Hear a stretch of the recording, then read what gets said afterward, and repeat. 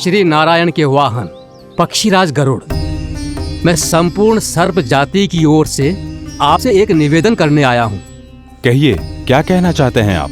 हे पक्षीराज, यदि आप हम पर ऐसे ही आक्रमण करते रहे तो शीघ्र ही हमारी प्रजाति समाप्त हो जाएगी। इसीलिए हमारी आपसे विनती है, यदि आप उचित समझें तो सर्पों के किसी एक घर से हम आपको एक सर्प प्रतिदिन अर्पित करेंगे। आप उसको आहार बनाइए और अन्य सर्पों को जीवित रहने का अधिकार दीजिए। मुझे स्वीकार है। तब से प्रतिदिन किसी एक घर से एक सर्प गरुड़ के भोजन के लिए भेजा जाने लगा। समय के साथ मेरे घर की भी बारी आई, परंतु मैंने एक बहुत बड़ी भूल कर दी। समय आ गया है स्वामी, आज गरुड़ के आहार के लिए इसे चुना गया है। कौन है यह गरुड़ और क्यों दूं मैं इसे कोई भेंट? स्वामी, सभी सर्प राज्यों और गरुड़ के बीच में यही समझौता हुआ है, हमें इसका सम्मान करना ही होगा। मैंने कोई समझौता नहीं किया, मैंने कोई वचन नहीं दिया और ना ही मैं किसी गरुड़ से भयभीत होता हूँ। यदि इस राज्य में किसी को सर्पों को अपना आहार बनाने का अधिकार है तो वो केवल मुझे है। अब से गरुड़ को दी जाने वाली हर भेंट मुझे दी जाएगी, महाविषधारी महान नागराज कालिया को। यह और कुछ नहीं, मेरा अभिमान था प्रभु, और यह मेरे इस जन्म की सबसे बड़ी भूल थी, क्योंकि फिर जब गरुड़ को इस बारे में पता चला तो। कालिया, अभिमान में आकर तूने अपने काल को ललकारा है। जिस कालिया के नाम में ही काल छिपा है, तू उसे ललकारने का दुस्साहस कर रहा है। गरुड़ स्वयं को भगवान विष्णु का वाहन कहता है, तो वाहन का ही कर्म कर। स्मरण रख, इस धरती के सर्वश्रेष्ठ योद्धाओं के लिए भी मैं मृत्यु का दूत हूं। विनाश काले विपरीत बुद्धि। तुझ जैसे मूर्ख सदा इस युक्ति को सार्थक करते आए हैं। अपने विनाश को आमंत्रण किया है तो अब भोग।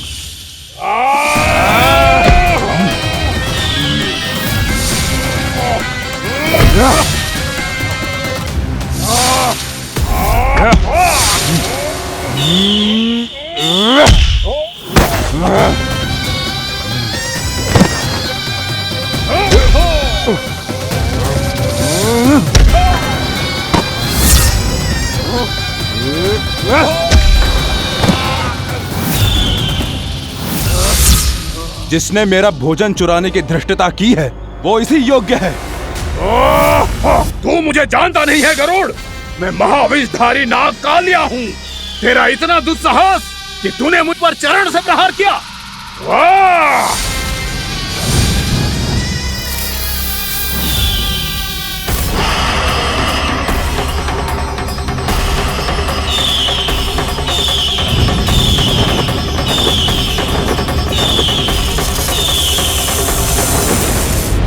मैं अपने अभिमान में भूल गया था कि गरुड़ मुझसे कहीं अधिक शक्तिशाली है।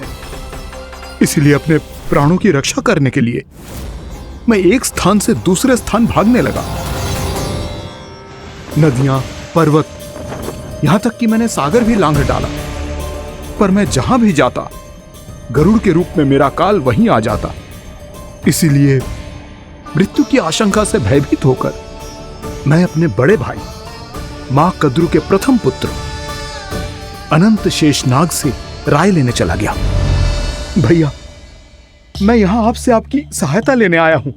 मेरी एक छोटी सी भूल के कारण यह गरुड़ मेरा पीछा कर रहा है।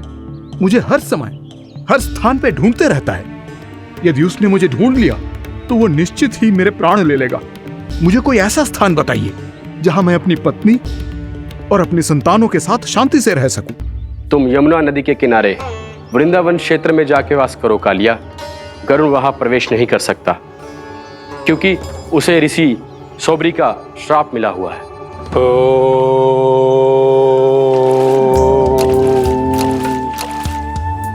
ध्यान और तपस्या का नित्य कर्म करते हुए ऋषि के मन में मछलियों के प्रति प्रेम भाव इतना बढ़ गया कि वो भूल गए सभी जीव खाद्य श्रृंखला का भाग होते हैं और मछलियां भी इस नियम की अपवाद नहीं है। उन्हें मछलियों की अटखेली इतनी अच्छी लगने लगी कि वो इस क्षेत्र के मछुआरों को भी मछली पकड़ने की अनुमति नहीं देते थे। उस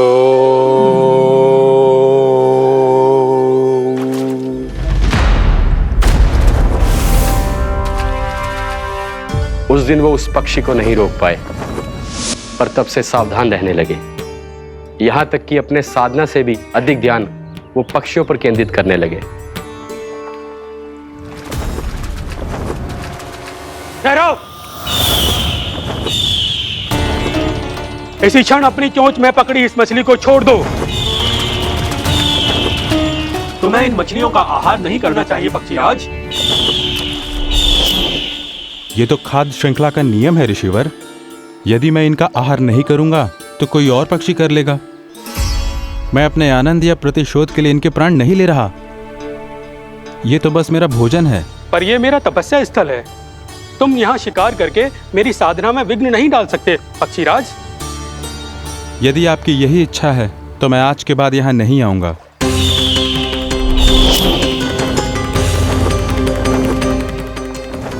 पर आज ये मछली मेरे आहार के रूप में पकड़ी जा चुकी है। मैं वचन देता हूँ ऋषिवर, इस स्थान पर यह मेरा अंतिम शिकार होगा।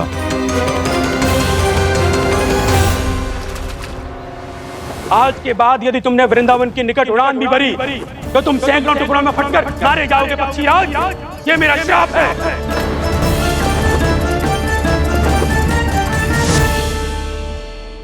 और इसीलिए भैया शेषनाग के सुझाव के अनुसार मैं यहां आ गया।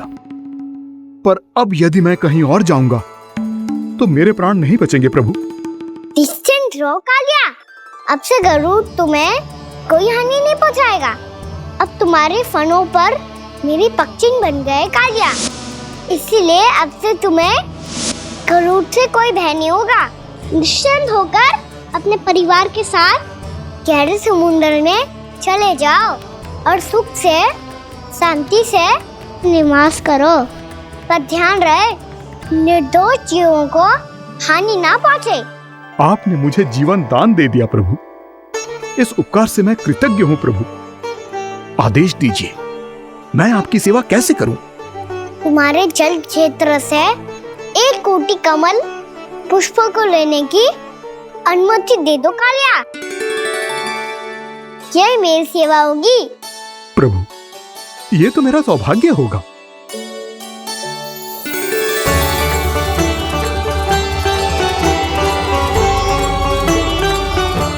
एक कोटि के स्थान पर हम 3 कोटि कमल पुष्प ले आए प्रभु। मैं तुम्हारी सेवा भाव से प्रसन्न हुआ कालिया।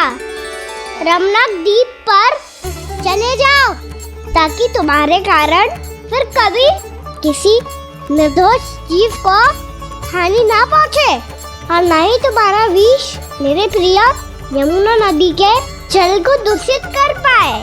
मैं तुम्हें आशीर्वाद देता हूँ। आज यहाँ मेरे द्वारा तुम्हें दिए गए इस आदेश का स्मरण जो भी भक्त करेगा और प्रातः काल और संध्या काल में इसका उच्चारण करेगा, उसे फिर कभी किसी संकट से कोई भय नहीं होगा। ये स्थान अब से काला कुंड के नाम से जाना जाएगा। यहाँ पर स्नान करने वाला और देवताओं को इस क्षेत्र से जल का अर्घ्य देकर प्रसन्न करने वाला भक्त यदि मेरा स्मरण करके पा सकेगा तो वो अपने सभी पापों से शीघ्र ही मुक्त हो जाएगा।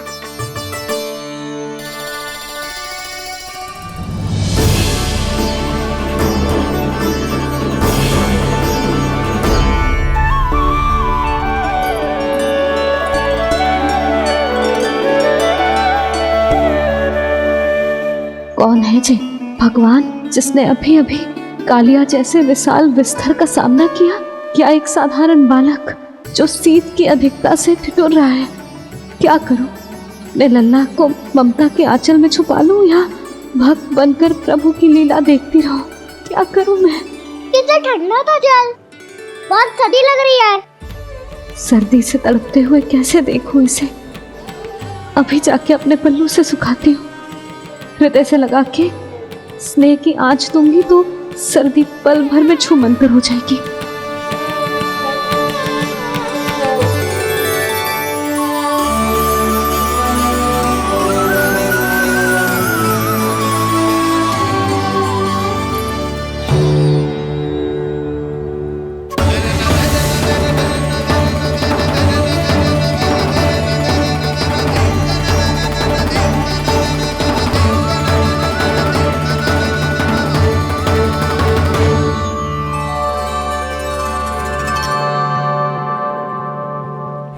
मेरी आवश्यकता ना है इसे।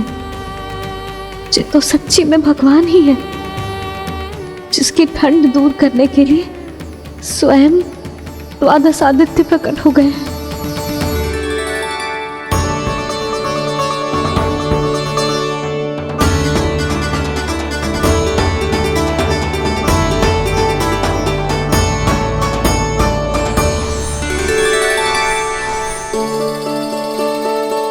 ये क्या किया आपने?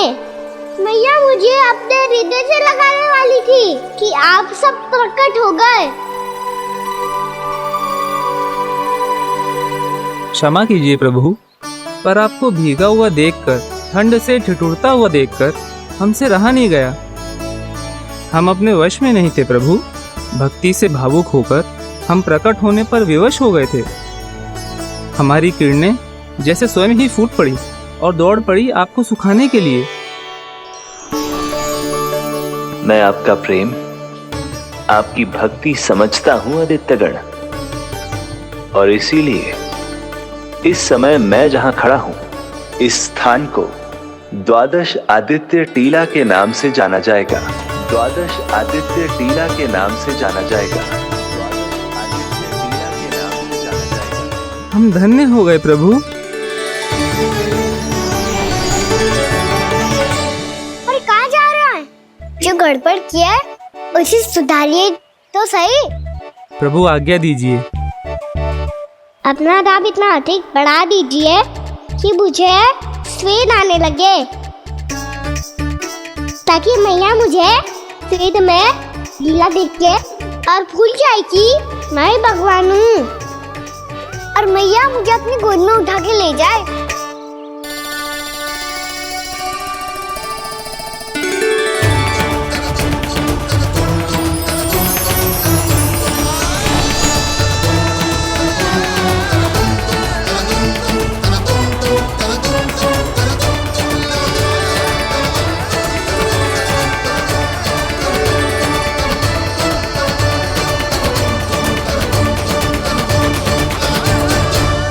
गर्मी क्यों लग रही है यहाँ? स्वेद की एक बूंद भी आती थी तो मैं अपना आंचल लेकर पहुंच जाती थी इसके पास। जानती ही नहीं थी कि चेतु स्वयं वायुदेव को आदेश दे सकता है कि वो बहने लगे और उसका सारा स्वेद सुखा दे। वायुदेव की आवश्यकता नहीं है मैया, मुझे आप ही चाहिए। लगता है जिस बात का भय था वही सत्य होने लगी है। भैया मेरे भगवान रूप को भूल नहीं पाएगी, और अब मेरे लिए इनको सत्य छुपा कर रख पाना कठिन हो जाएगा। कृष्णा कृष्णा हरे कृष्णा कृष्णा कृष्णा मुरली मनोहर कृष्णा गोपाला गोविंदा हे दामोदरा।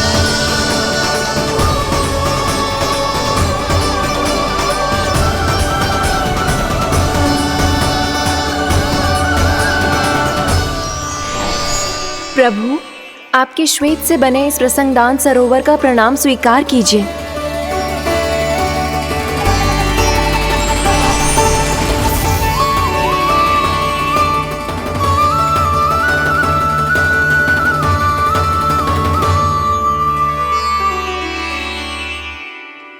ओहो, इस चमत्कार को देखकर भैया को और भी अधिक विश्वास हो जाएगा कि मैं भगवानी हूँ। अब कैसे मनाऊं मैया को कि मैं इनका लाई हूँ?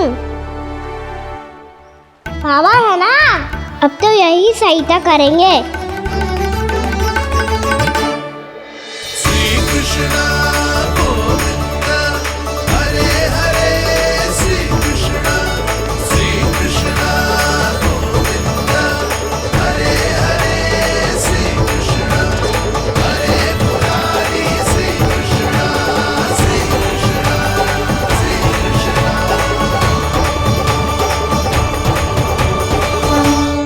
ना, मैंने तो 3 कोटि कमल पुष्पों का प्रबंध कर दिया है और चिंता करने की आवश्यकता ना है। 1 कोटि कमल के स्थान पर 3 कोटि कमल पुष्प मिल गए हैं। हाँ कान्हा, मैं उचित संदेश के साथ ये सारे पुष्प उस कंस के पास भिजवा दो। महाप्रक्रमी कान्हा की जय। वृंदावन रक्षक कान्हा की जय। महाप्रक्रमी कान्हा की जय। भानु जी नंदराज। बाकी गांव वालों को लेकर ये सारे पुष्प इकट्ठा करो और कंस के दरबार में पहुंचाओ। जी।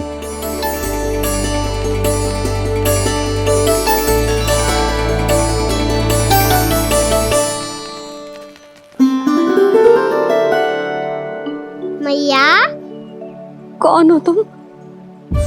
मुझे पता था मैया, जब आपको सत्य पता चलेगा तो आप मुझे मैया की तरह स्नेह ना कर पाओगी, इसीलिए आज तक सत्य छुपाता आया हूँ, ताकि आपकी ममता, आपका प्रेम अनुभव करने का अवसर मिलता है मुझे। और फिर आज को बताया था ना, जो रहस्य तुमने बरसों तक छिपाया था, उसका भेद खुलने में तुम्हारा ही योगदान है। मुझे कालिया के शीश पर अपने पद चिन्ह रखकर उसे मुक्त कराना था दाऊ, वचन दिया था मैंने उसे। इसके अतिरिक्त निर्दोष पशु पक्षियों के जीवन को कालिया के विष से ही बचाना था मुझे। इसमें कंस को तो सम्मिलित करना ही था, ताकि जब मैं कालिया का सामना कर रहा हूँ तो वो किसी और असुर को समस्या बनाकर वृंदावन ना भेज दे। पर इस सबसे बड़ा एक कारण और था दाऊ, मैं चाहता था कि मैया को सत्य पता चल जाए। पर क्यों कहा ना?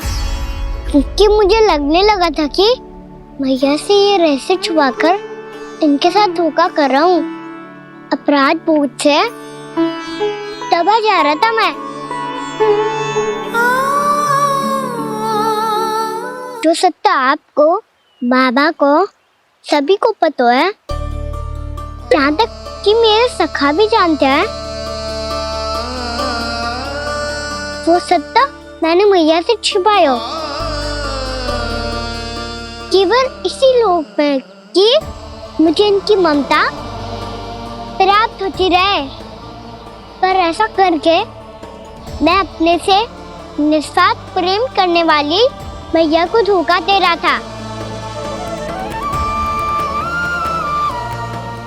आप ही बताओ दाऊ, जो इस संसार में मुझसे सबसे अधिक भरोसा करता है, उसी के साथ छल कैसे कर सकता हूँ मैं? हाँ, मैं नारायण का अवतार हूँ, पर अपनी मैया का छोटा सा लल्ला भी तो हूँ।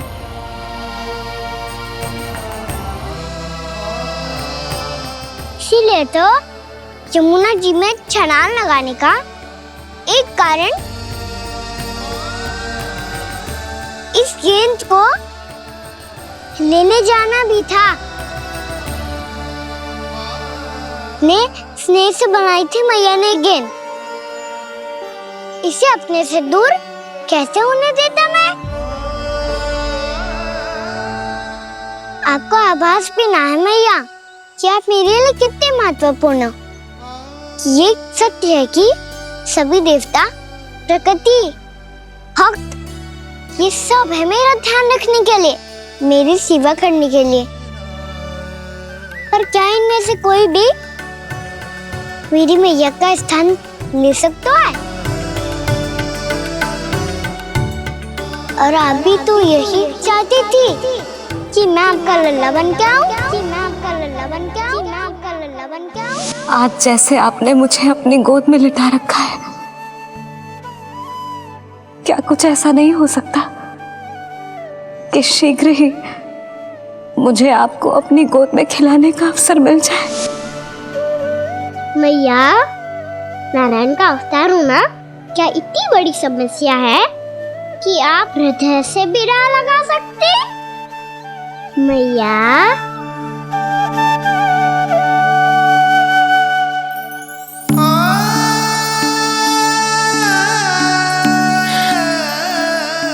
मेरा कान्हा, मेरा लल्ला।